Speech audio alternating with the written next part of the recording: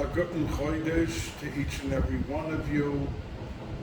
The aura and the dynamics of Chodesh Elul were evidenced in the shuls. Those who were in shul Thursday, last Thursday, Yom Kippur Kotten, and saw,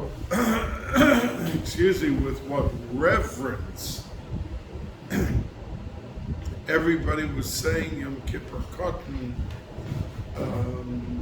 and one minyan after the other with Vayechal, and in unison saying Hashem, Hashem Kel Rachum V'Chanun.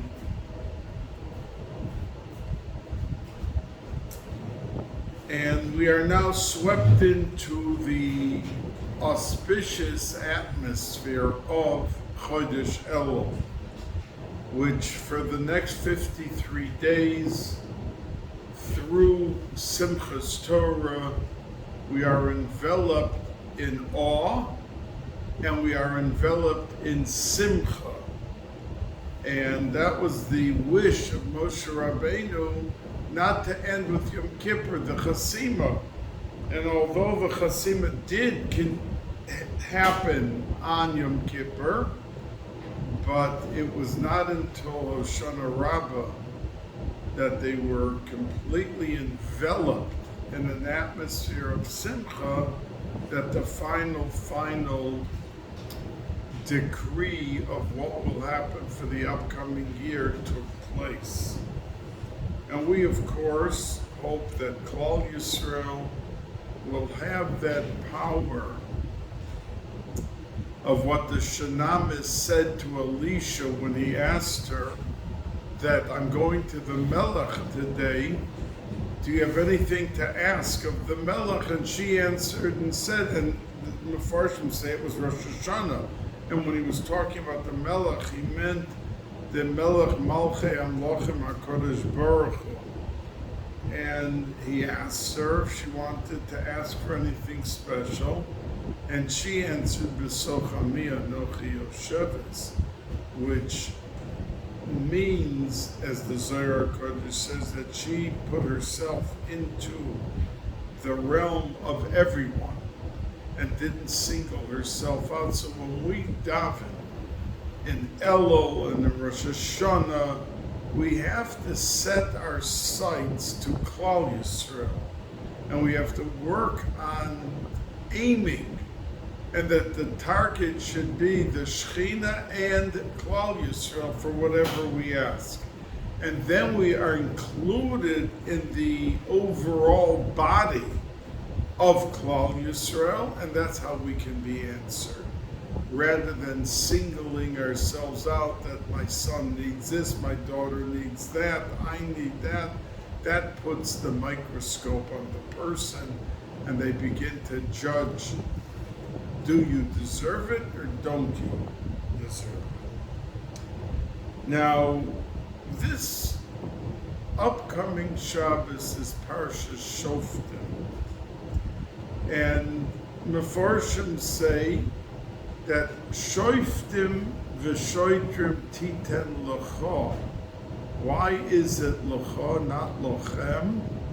That you should put judges and policemen, guards, because say the Mefarshim that we are referring to the individual, and there are 7 gateways, b'chol she'orecha, our 2 eyes, our 2 ears, our 2 nostrils, and our mouth. And those are shiurim, because if a person doesn't want to say something he shouldn't say, he just has to close the gates, he has to close his mouth.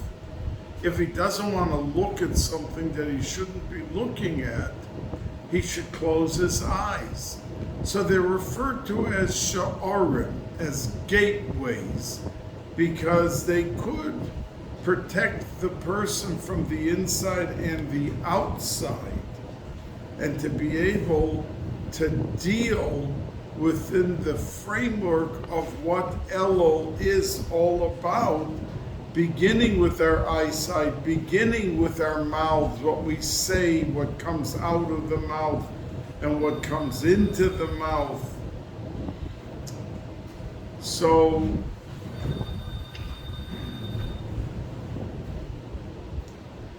that is our sedra this week. Now, in the colorful sedra that it is, there are two, the Gemara in Sanhedrin says that there are two things that the Torah specifically gives the reason for it. And that is in the Parsha of Melech, that the Parsha says, Som Tosim Olecha Melech, you're allowed to have a king, but the king is not allowed to have many horses because it may cause him to go back to Mitzrayim, because for a long time the experts and the uniqueness of special breed of horses was in Mitzrayim, so maybe he'll be tempted to go back to Mitzrayim, and we're told not to go back.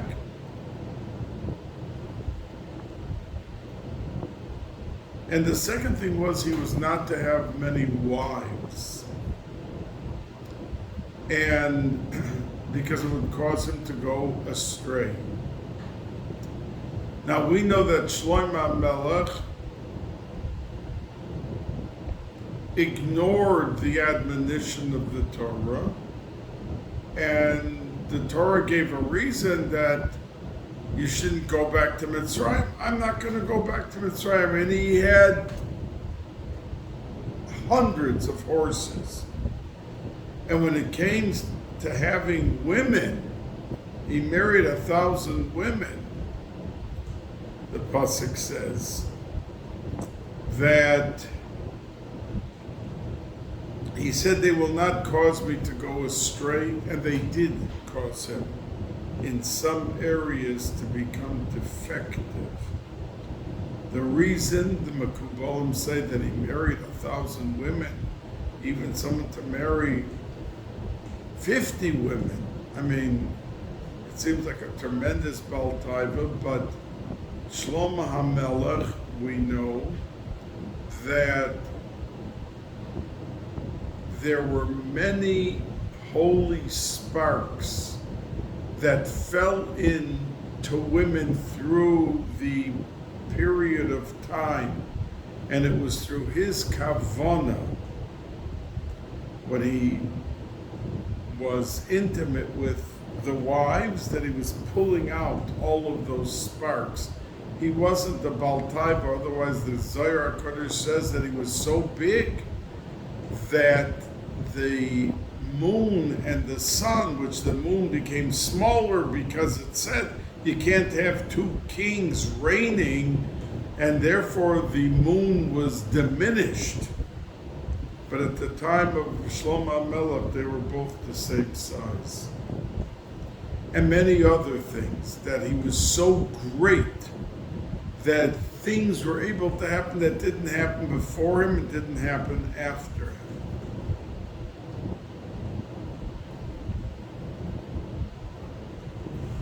And he lived only 52 years. He was king for 40 years. But he became king when he was 12. David HaMelech passed away when Shlomo HaMelech was just 12. So they were both kings for 40 years, David HaMelech, but David HaMelech became king when he was 30. And then he was 70 when he was Nifter. So he was for 50 years, and so was Shlomo HaMelech. But the Gemara says that the only two places that we find in the entire Torah that a reason specifically for a mitzvah or a tzivui is stated is by these two things of the Melech Yisrael, the wives and the horses. So the Chidushi Harim asks, at the beginning of our Seder, we have a third thing. The fact that a person can't take shoichad, and the pasuk gives you the reason. It says, Ki ha-shoichad ya'aver einei chachamim v'yisalef divrei tzadikim. So there is a third thing. Why does the Gemara say there's only two things? There's three. So the Chidush Yarim explains that Shlomo HaMelech thought he was exempt because the reasons that the Torah gave, he would not fall in with those reasons. And he went and did it. But when it came to Shochad, it gave a fundamental difference and said, Ki ha-shochad ya'aver einei chachomim. And he thought that his level, he was the biggest chacham that ever lived, that the level of chachma would protect him. But when the Torah openly addressed his chachma and said chachma, it wasn't trying to give a reason, it was trying to give a qualification. And that says the Chidushei Harim, why? It's not, the Gemara doesn't say a third thing and include the inyan of shoichad. Now, we know that, and many discuss it, that there is a halacha in Shulchan Aruch that a person, if they leave open water in a jug, in a cup, in a pitcher, water overnight, or they leave wine or milk, those three things, it says in Shulchan Aruch that you do not drink them in the morning. And why? Because maybe a snake, a poisonous snake, came during the night and drank some of the wine or put some of its poison into the wine or the milk or the water. But the Ramah in Shulchan Aruch says that we today do not have to keep that inyan because we don't have snakes like that around us. It's not common, it doesn't happen, maybe once in a while, but regular that a person that left out a cup of water, that he shouldn't be able to use it. So the Ramah says that the halacha is not active, so to speak. And the Vilna Gaon took great issue. He lived like 150 years after the Ramah. But he took great issue with that statement of the Ramah. Because we know that the Chachamim were tied into deeper esoteric things. And every halacha and every minig that we have had much deeper than the surface explanation or reasoning. So he took great issue with the Ramah, and he said that once there was a halacha that was established for hundreds of years, not to drink water or wine or milk because of a reason, and when you thought the reason didn't apply anymore, to take it away, that is a terrible precedent, he said. Because our Chachamim, it wasn't geometry, that it's a Chachma, and it has tremendous dimension to the Chachma, and we can write books, and we can write other reasons, but it all remains on the surface with all of the dynamics of how beautiful it may be and everything that's there, that we have to realize that that is not the case with our Chacham. That when something is said, there were reasons for Olam Haba, for the the Olam Asiya into the Olam HaYetzira, into the Olam HaBriya, to the Olam HaAtzilos. There were things that didn't meet the eye, and that even though on the surface it looked like a reason, but there were much deeper reasons. So the Gra, in a sense, criticized the Ramah, and he said that he will never drink water or wine, or that, even though on the surface that reason is not applicable anymore. But since the Chachamim said it, every word that they said had dimension, direction, and it had an effect on the person's ruchnius. So he said that the people, since it was said originally, should continue. And it's a lesson for us, because many times you'll run into someone who will say,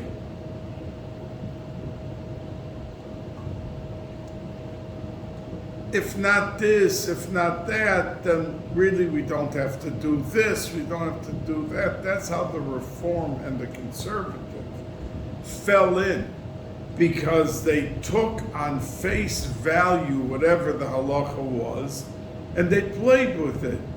They said, well, you're not going to come to this and that, so we can allow, and they did away with Yiddishkeit. In other words, from when they started, which was only, they took out the mechitza be'emtza, the bima be'emtza.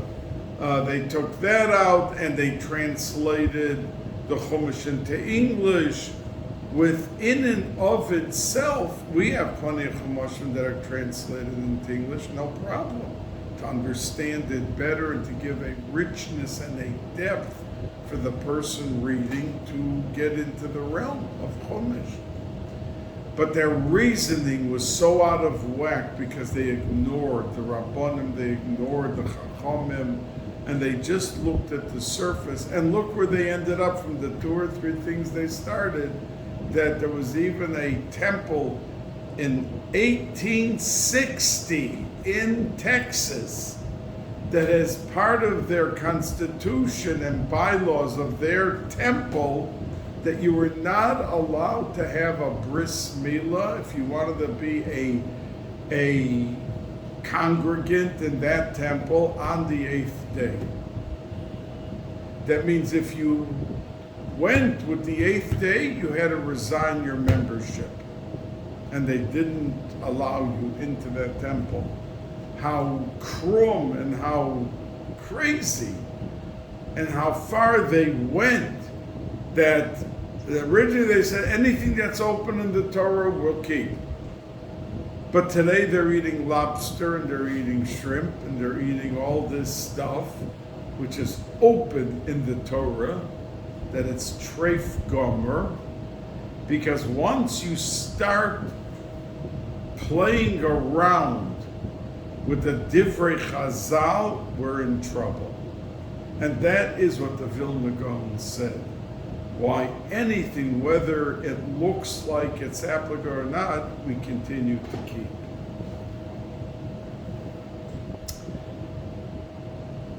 And the Gemara says that Reb Meir,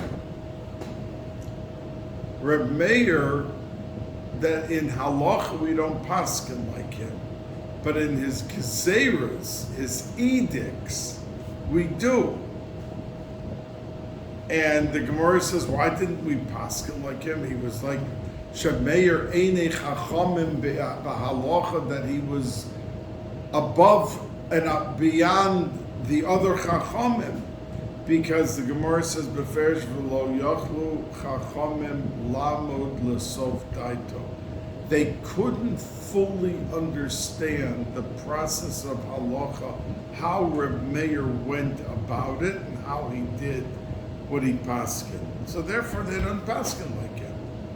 But when it came to his edicts, the gezeras for Klal Yisrael, they kept it very carefully, because it represented a depth of secrets and mysteries, that his edicts touched on everything beyond the eye, beyond what they could see or understand.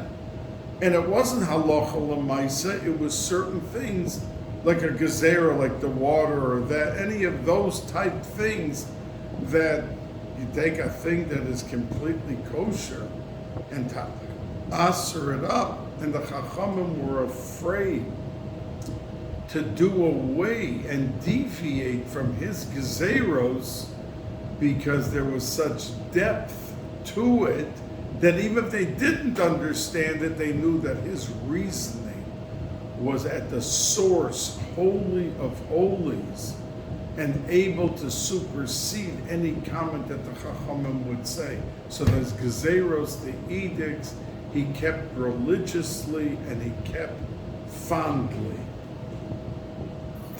Now, in our parsha, we have the inyan of a Kohen that was a Mashuach Milchama. Who was that?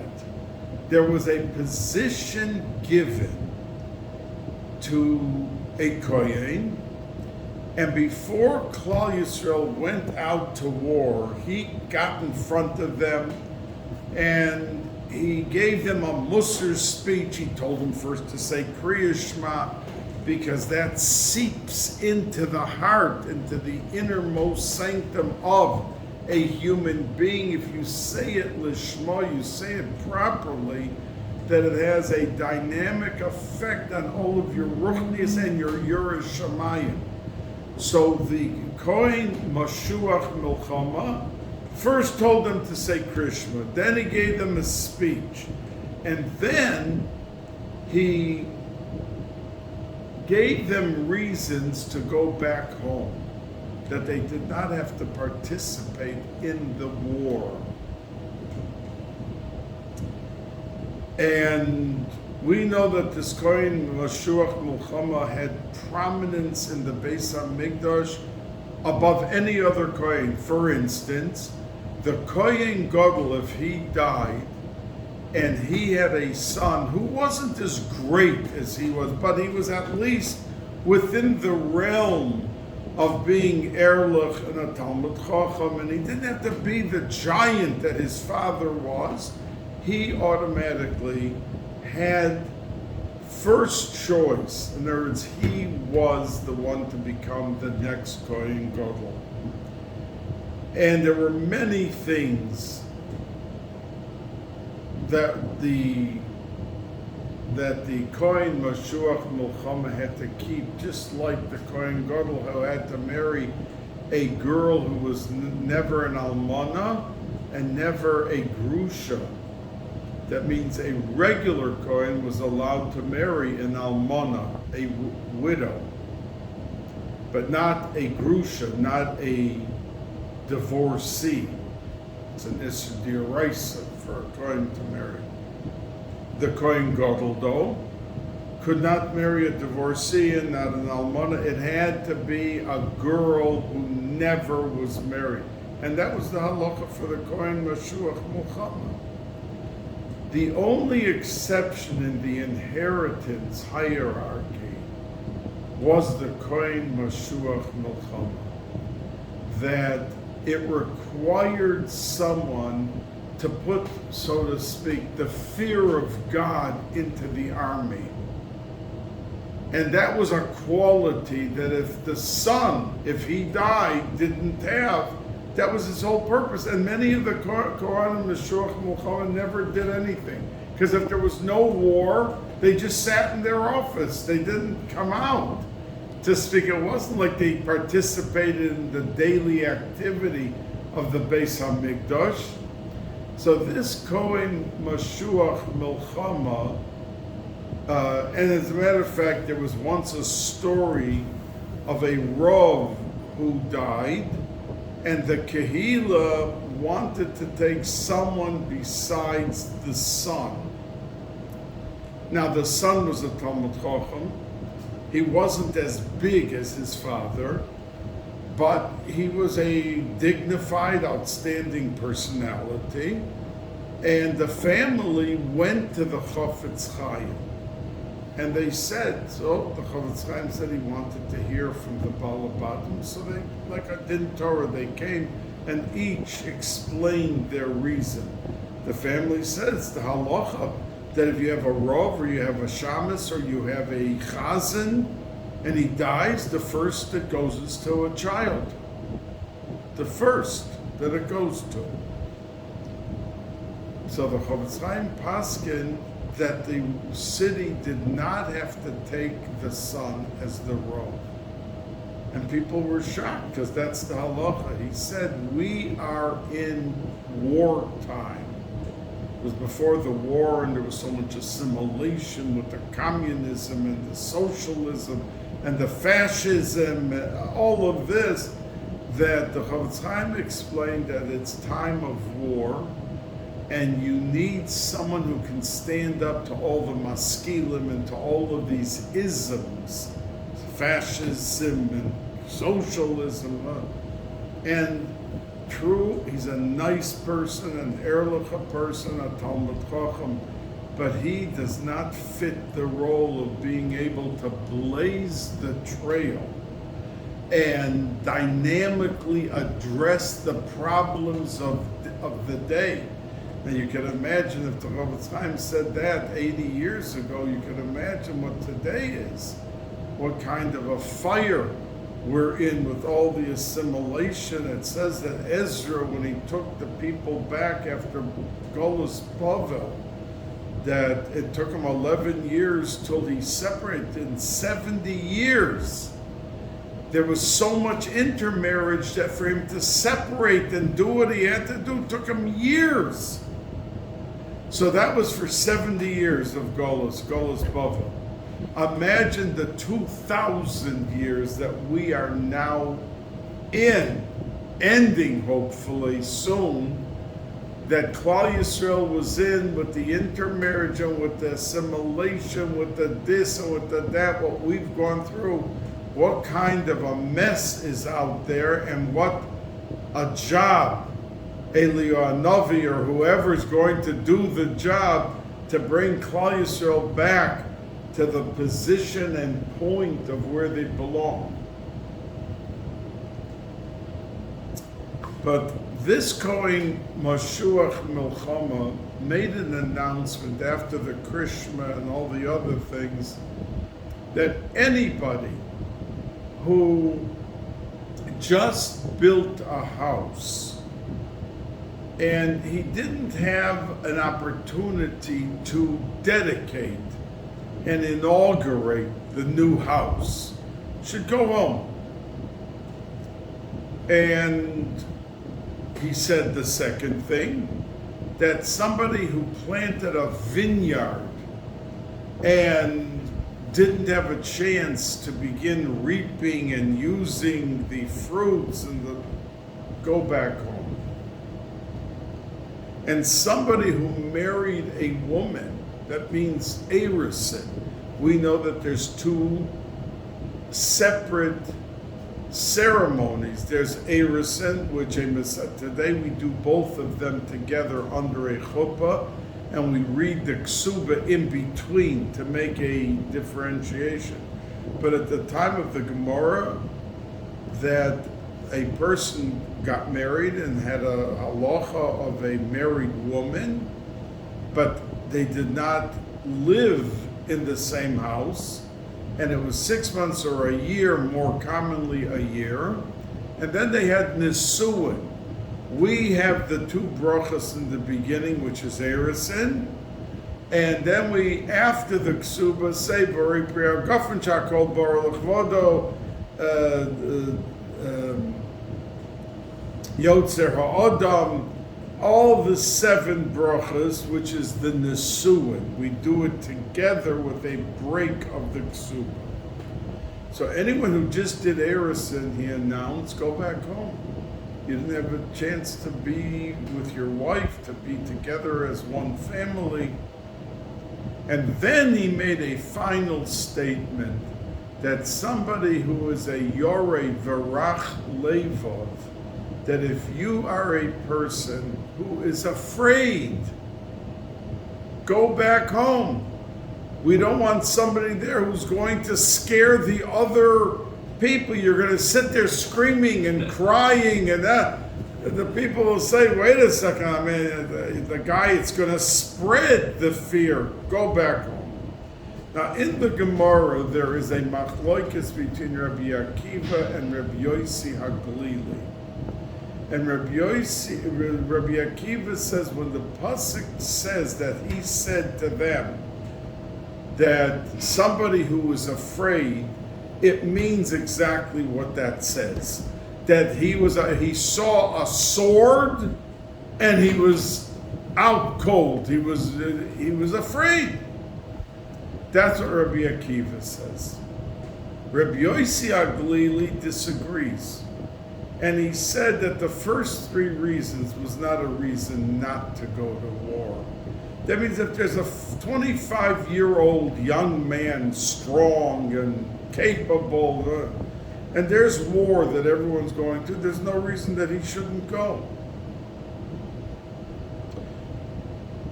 So why does it list those three reasons? And he said that the only thing was that if he was afraid not of war, he was afraid of his aveirus, that he doesn't have the schus, he's busy doing aveirus, he'll be killed right away in the war. So Rabbi Yossi HaGlili held, not like Rabbi Akiva, that the reasoning was because of what it says, that he was simply afraid. It meant he was afraid of his own aveirus. So why does the Torah then list the house and the vineyard and the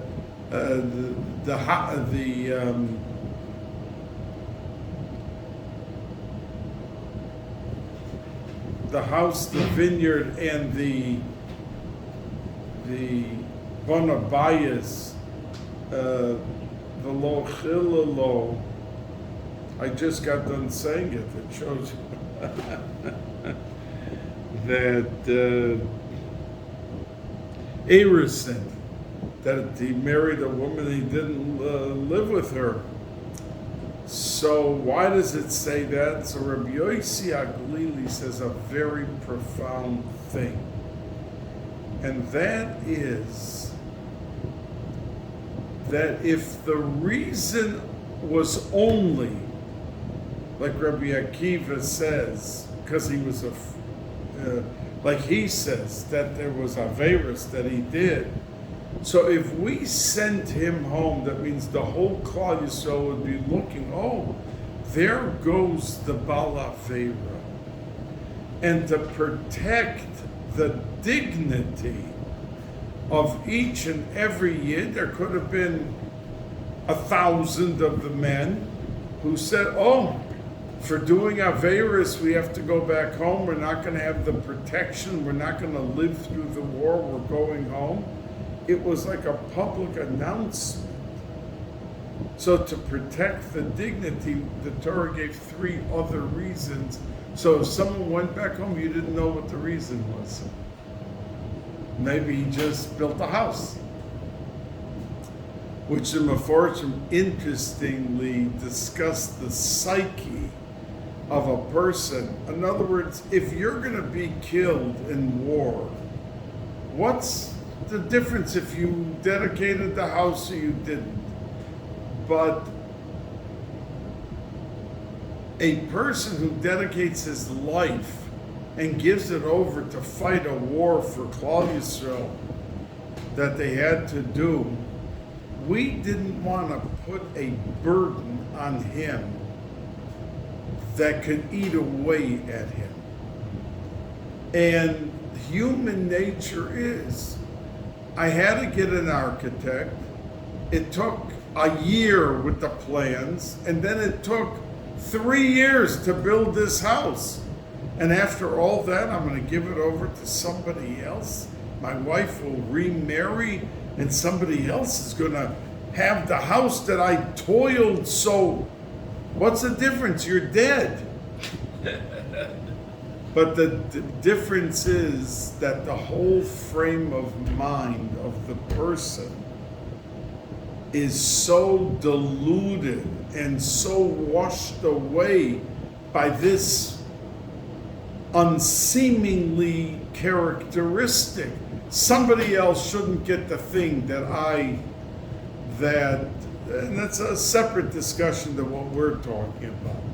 So Rabbi Yehoshua Balkany said that really the only reason that the Torah gave those other three reasons is if somebody went home and it was only because he did Averis, you're making a public announcement. Oh, look at that guy, he's going home. Well, he must be some Bala Avera.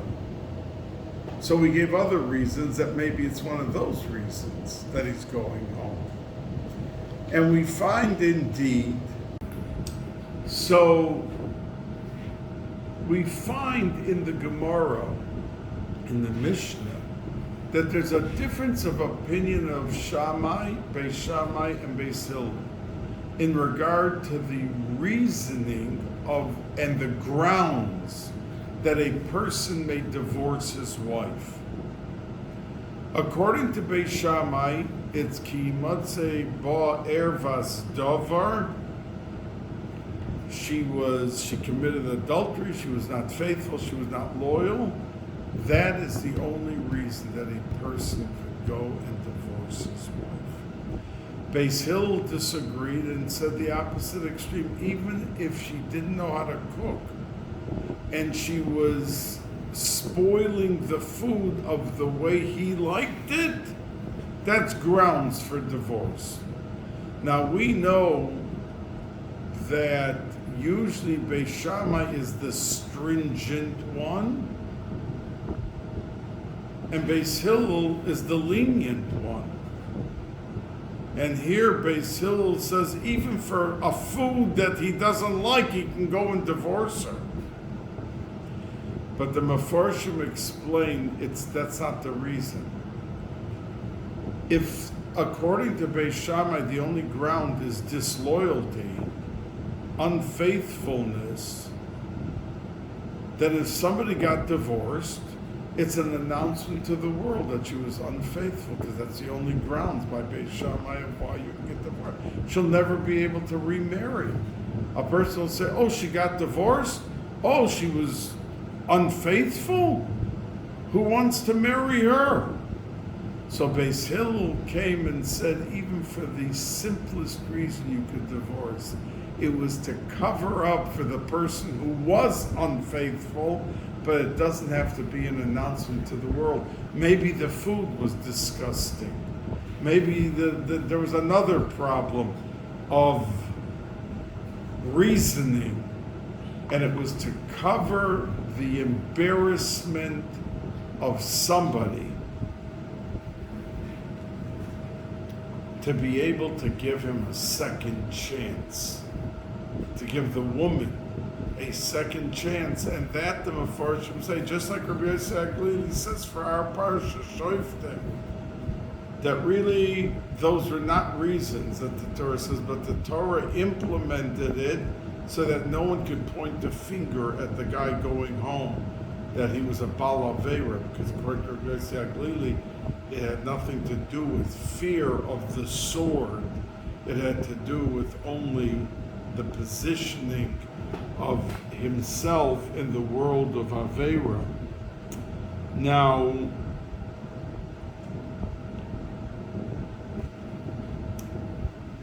we have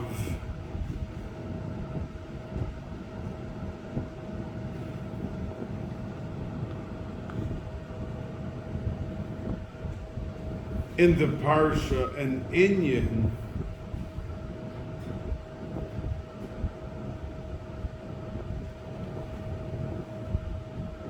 of the Chacham at the beginning, Lo Sosar, that there's a mitzvah in the Torah to listen to the Rabbana. Now, it says, Asher Yihiyeh Bayomim Hahem, that you have to listen to the Rav of your days. The Gemara asks, of course it has to be the Rabbanim of your day. What are you talking about? Do you have to listen and go for a shiur to someone who's not living? Of course it has to be Asher Yihiyeh Bayomim Hahem, lives then. So the Gemara answers that when somebody is, let's say, the Rav, and he dies, and somebody else comes in to take over, there is a tendency for the tzibur to say, I remember hearing it myself when we went to the Siyam Hashas 50 years ago. I would hear people saying, look at the dais. We once had Rabbi Moshe Feinstein, Rabbi Yaakov Kamenetsky.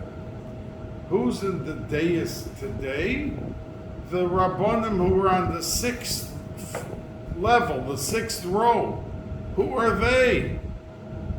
And that is the reason that it says that when the Chassam Sofer, who was 76 when he was nifter, his son, the Ksav Sofer, was only 26. And the Chassam Sofer was 50 years older than him when he passed away. So the Rav, who was first Maspid, got up to talk about the Chassam Sofer, but before he began, he said to the Ksav Sofer sitting there, Mazel Tov, you are the Rav with the full faculty and position and respect, and that's what he said. And then he went on to be Maspid the Chassam Sofer, because he knew that a lot of people, the cynics and the sarcastic ones, would say the Chassam Sofer was above him. We have to listen to some 26. Yeah, okay, it's his son. We have to be respectful. We have to treat him nicely. But to listen when there's a big issue for the city, we have to listen to him. So that's why this Rav said Mazel Tov at the, like they do by all Hasidish, when the Rebbe is nifter. So when they are mamana his son, everyone calls up Mazel Tov at the Levaya, at the cemetery, because we have to be able to get out of the mode of looking down at the younger generation, because older people have a tendency. I remember when he was running around in his sneakers, a 10-year-old kid, and now he's going to tell us what to do. So that was something which the Torah wanted to condition ourselves, because generation go to generation. You're not stopping generation and that they're here with us forever.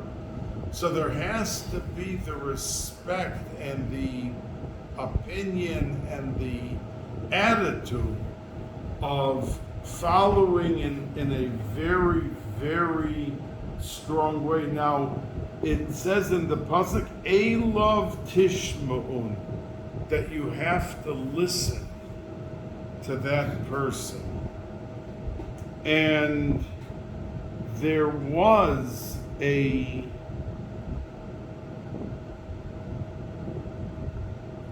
Maral Mediskind, who the Bais HaLevi, the father of Chaim Soloveitchik, the Bais HaLevi, was infatuated with because of his gaonus and everything. And so much so that his son, that the Bais HaLevi wrote a sefer about the Maral Diskin. And in the sefer,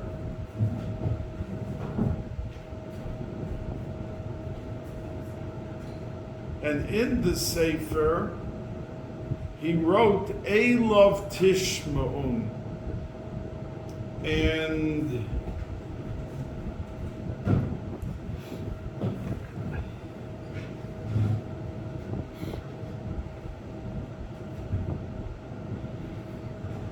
And the Arizal pointed out, because in the discussion of Rabbi Akiva Eger about whether or not the Mechaber holds that the first line of Kedusha, Nakdisha or Nekadesh, that line only the Chazan says. But when it comes to Kadosh, Kadosh, Kadosh, then you can chime in and you say it like we say Kedusha. But on that first line, there's a difference of opinion.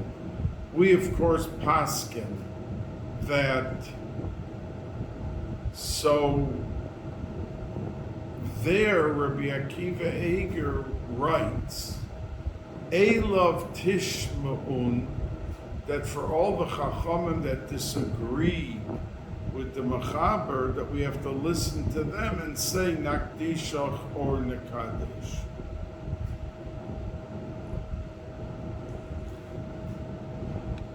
So the Satmar Rebbe, Zecher Tzadik V'Kodosh Levracha, Rabbi Yoel, when he heard that the Bais Halevi had put into his book about Rabbi Yehoshua Leib Diskin, Elav Tishma'un, the Briskerov, who was the grandson, it was the Bais Halevi, Reb Chaim, and then the Briskerov in Yerushalayim. He said it was a fantastic book, but you should take out the line about Elav Tishma'un, because that's reserved only for Nevi'im. A Navi, Elav Tishma'un, that you have to listen to a Navi what he says. So the Satmar Rebbe said when he heard that the Briskerov said that, he said, well, what are you going to do with Rabbi Akiva Eiger? Because Rabbi Akiva Eiger on this halach of Kedusha says Elav Tishmun to the Arizal who's Madgish, and underscores that we must listen to the Chachamim. So, which was a goinus of the Satmar Rebbe, because most people don't even remember if they learned this Elav Tishmun, and he on the spot, when he heard that the Briskerov was against these two words in the Sefer, and he told his Zayda, he told the people to take out the Elav Tishma'un, that most people didn't know what he was talking about even.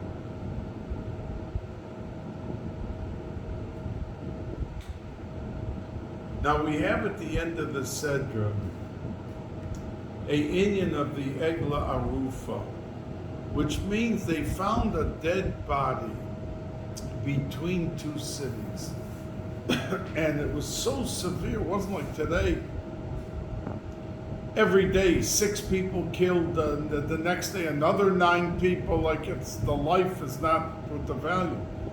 Then it was such a tragedy that the Sanhedrin in Yerushalayim closed down, excuse me, and went to the city where the man was lying, the dead man, and they measured which city was this dead body found closer to.